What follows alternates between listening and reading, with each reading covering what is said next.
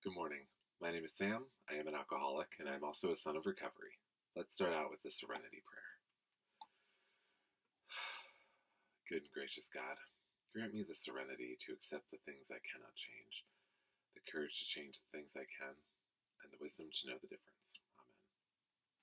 I am reading through the AA Big Book, and I'm in the section of personal stories. This morning's personal story is titled A Vision of Recovery. A feeble prayer forged a lasting connection with a higher power for this Micmac Indian. I thought I was different because I'm an Indian. I heard that statement from many natives at my early AA meetings. I would only shrug and say to myself, "You think you're different? What about me? I'm a red-headed Indian." I grew up on a reservation in Canada. As a young fellow, I was a proud Micmac Indian. My family had a reputation. They were hard drinkers, violent and tough, and I was proud of this. I was told that my grandfather had been the chief of our band, but he had to step down because he went to jail for shooting a man. Jail was almost a badge of honor in my family, or so it seemed to me. As a small boy, I remember standing on top of a case of beer. There were always lots around the house, saying to myself, in a few years I will be this tall. There were times, though, when I witnessed my father's rages and I was full of fear. I swore that I would not be like him. But I didn't see that alcohol and the rages were related. I always thought I was different. On many occasions I wished I had black hair like my friends. Micmac was the language in our home, which I would not speak it which I would not speak it. All my family spoke Micmac, but when they spoke to me, I would answer in English. I believed I couldn't speak Micmac as well as my parents, so I resolved not to speak it at all. I was 10 years old when I had my first drink of alcohol. On New Year's Eve, I stole 2 glasses of vodka from my parents. I can't say that it did what it was supposed to do, for I got deathly sick, threw up, and had diarrhea. The next day, I was full of fear that my parents would find out. I learned my lesson for a while. A few years later, in junior high school, a few friends and I got a bottle of rum from a bootlegger. I got really drunk, and it was great. I remember having a feeling of complete freedom. I drank for the next 15 years. Drinking became a major part of my life, and I thought it was normal. Then came the violence, the fighting, the illegal acts, and the image of the tough guy. My family was proud of me, and some relatives would actually encourage me. I spent a number of years in and out of juvenile correctional facilities, and after my 18th birthday, I began spending time in county jail. I actually got a high when I came home, knowing that my friends and relatives would respect me more because I had been in jail and was becoming a man. While in a juvenile detention center about 500 miles from my home, I received word that my mother was dying of cancer. I was able to get a pass and return home to spend time with her. One evening, my family asked me if I would stay home with my mother and give her the medicine she was required to take. I had already had a few drinks and was anxious to get out and party with my friends, but I reluctantly agreed to stay home. Self-pity set in, and all I could think of was the good time I would be having. I got very impatient with my mother, and when she refused to take her medicine, I almost forced it into her mouth. Then I left to join my friends. The next morning, I woke up in county jail, about 100 miles from home. I had attempted a break and enter and was caught by the police. That very evening, as I sat in jail, my mother died. I was allowed out for the funeral, and I still recall how alone I felt, even when I was with my mother, my family. I felt shame and remorse, and for years to come, I believed I was somehow responsible for my mother's death. This incident haunted me for years. Alcohol would take it away for a while, but the remorse always returned. I tried to comfort myself by saying that my lifestyle was a part of my destiny, just like many of my family members, but this did not remove the remorse. I can remember only one good thing that happened during this time. As my mother lay dying, I talked to her in the Micmac language. She seemed so happy, and she told me that it sounded beautiful to hear me speaking Micmac. I cherish this memory. I was to meet a young girl and have a son. Proud, I named him after myself, and my drinking slowed down for a little while. One day I promised my son that tomorrow I would take him to the movies. I really meant it from the bottom of my heart, and I was looking forward to it. That night I took a drink, and it led to many more. The next day I was hungover, and even though I had promised to go to the movies that afternoon, I took a drink to fix myself up. That drink was followed by many more, and I justified them by telling myself, my son is so young, he will never remember the movie. The day after the promised movie, I was guilty and remorseful and felt I was just no good. I faced my son only to hear him talking excitedly about going to a movie. I couldn't say anything, for the movie was no longer playing. I left his mother to explain. The next few years saw me living back in the old home with my father as my girl had left me, taking my son.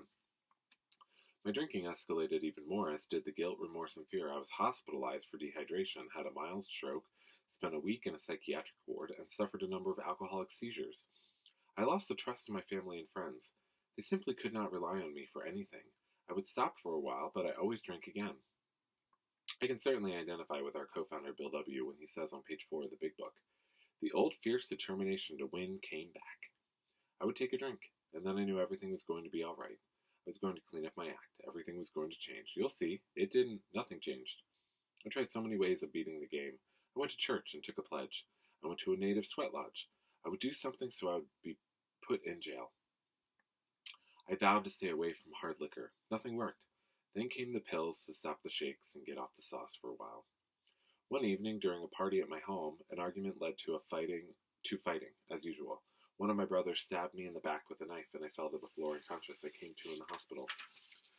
They told me that one lung had collapsed, and they had a drain in my lung that came out the side of my body. The very next day, some friends came to visit me, bringing a bottle of liquor. I still had that pride. I was still the tough guy. I lay there in bed with tubes draining my lung and smoked cigarettes and drank liquor. Later in AA, I had the nerve to question step 2 and wonder why I had to be restored to sanity. I can honestly say that nothing worked for me until I joined Alcoholics Anonymous. Eventually, I ended up in a treatment center, and after a 28-day program, I began attending AA meetings on a regular basis. The treatment center introduced me to the Big Book of Alcoholics Anonymous, and I left there knowing that the only hope for me was the 12 steps. I was told that AA is a spiritual program, and that I better have a higher power. I knew nothing of God or higher power, and began trying to find one. At first, I thought that since I was a native, maybe I should practice the native traditional ways. Then I thought maybe I should go to the church on the reservation. Then I believed that if I went to enough AA meetings and just sat there, I would have a vision and achieve recovery. One day, a member asked me if I believed that there actually was a higher power. I did believe there was a God, of some sort or another. He told me that was enough. He said with that belief and attending meetings, I would find a higher power of my own understanding. Today, I'm thankful for that advice. After 3 months in AA, I returned home one evening after a meeting to hear the music and laughter of a party next door. Some of my drinking buddies were at that party, and I just knew I was going to end up there. I did not want to drink, yet the party was like a magnet. I was full of fear as I ran across the street to a paid telephone. I called my sponsor, but there was no answer. Panic set in as I ran home. In the house, I went into my bedroom and sat on the side of the bed and looked up and said these words. Well, Betty, I guess there's just you and me. Believe it or not, it worked. Those simple words worked. Something happened. A little peace came over me. Anxiety left, and then I lay down and fell asleep. I slept well that night. The first good sleep in a long time. That feeble request to God worked. I was honest and really wanted God's help. From that day on, I knew that I had found a higher power and that He would help me. Over the next few months, my life slowly began to change as I worked on step 1 of our recovery program. I listened to speakers and began a big book study with an older member. In Mi'kmaq folklore, there are little people we call Bugala de Mouge.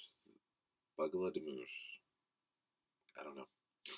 They live in the mountains, but they often sneak into our homes to play tricks on us, usually at night, so we won't see them. When I noticed that chapter 4 of the Big Book, we agnostics had appeared to change. When I noticed that chapter 4 of the Big Book, we agnostics, had appeared to change, I told AA members that the Bagala de Mouge were fooling around with my Big Book. You know what? They are still at it today. I now understand that spiritual malady should be my main concern, and that the more faith I have, the fewer problems I will have. Today, I have more faith than I ever have. And as my faith grows, my fears lessen. For a guy who has spent years in jails, hospitals, psychiatric wards, a guy who just could not stop drinking, there's only one answer: Alcoholics Anonymous and the 12 steps. I was very fortunate that I was steered in the right direction. A dramatic change has taken place in my life. Soon I hope to celebrate my 2nd anniversary of continuous sobriety. In 2 years, my whole life has changed. Today I sponsor others. I understand the word compassion, and I feel it. I'm working on step 8 at the present time, and I just know that more happiness is to come into my life as I trudge the road of happy destiny. What a wonderful story. Especially, what a wonderful story of a man in the progress of working through his first 12 steps. Oh, in and out of jail, psychiatric wards, hospitals, fights. I don't remember fights. I never got into fights when I was drunk. Um, I only went to jail one time, and I don't ever remember being in the hospital because of alcohol. But I do relate to how that guy's life changed so quickly. My life changed. My life changed really fast. I was out of probation sooner than a year, and I'd finished my 12 steps with Bobby by that point. I did it in about 6 to 9 months with him. He was a quick sponsor, but it was always at my pace. I should definitely say that. And I think it also definitely helped that I had a therapist at the time. That coincided with my first 12 steps, and she was a huge 12-step program supporter. So I think all of those things coinciding really helped me get it and change my life, because things really did change in 2 years.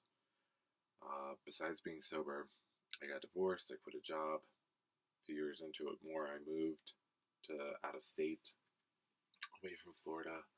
I mean, when you really do sit into this program, it's pretty amazing. And I love how it opens with people saying, "I didn't think," because none of us ever thought. No, I don't know anybody who ever walked in the program wanting to be an alcoholic and wanting to be there, because that's pretty contradictory to how the program works.